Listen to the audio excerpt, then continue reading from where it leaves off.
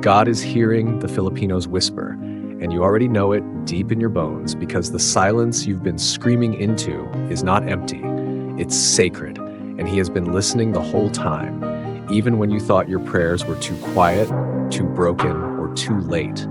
Even when the world turned away and the storms didn't stop, God leaned in closer than breath to catch every syllable of your aching spirit. Because the cries of the righteous pierce heaven's gates, and though the Philippines may be shaking under the weight of corruption, poverty, betrayal, and injustice, the sound that is rising from the islands is not just noise, it's prophecy. What you call a whisper is a roar in the spiritual realm. And the enemy has been trembling, not because of your strength, but because of your surrender. For God is near to the brokenhearted, Psalm 34:8. And He has counted the tears of mothers who prayed with empty rice pots, of fathers who held back rage when dignity was stolen, of children who cried to sleep with dreams crushed by reality, and you wonder why you still wake up with a pulse. It's because your purpose isn't done yet. Because the Spirit of God hovers over the chaos like He did in Genesis 1:2, waiting to speak life into the void again. And He is about to use the very pain that broke you to birth a revival that will break chains, because nothing has been wasted, not even your shame. And while others mock your faith or call it desperation, heaven calls it the posture of the chosen, for didn't He say, "Blessed are the poor in spirit, for theirs is the kingdom of heaven"? Matthew 5:3.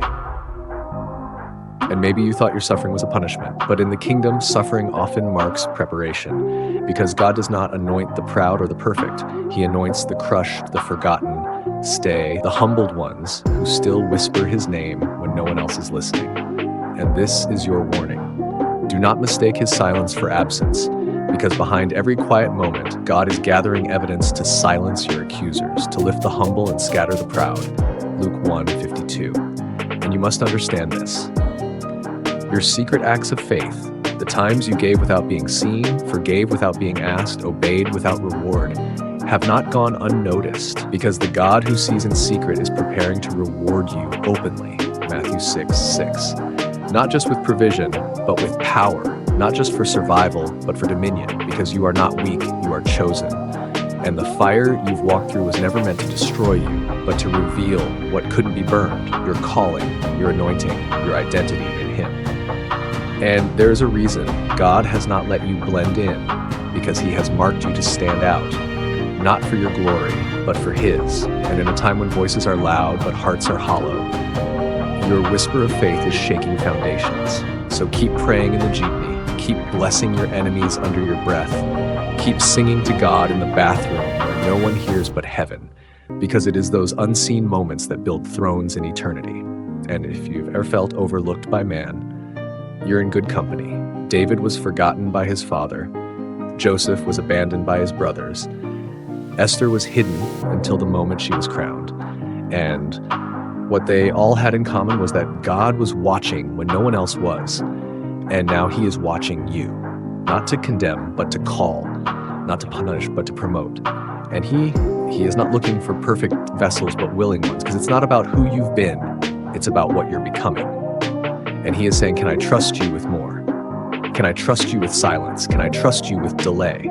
Because to whom much is given, much is required, Luke 12:48. And maybe the answer to your whisper is not a miracle, but a mission, not a rescue, but a release.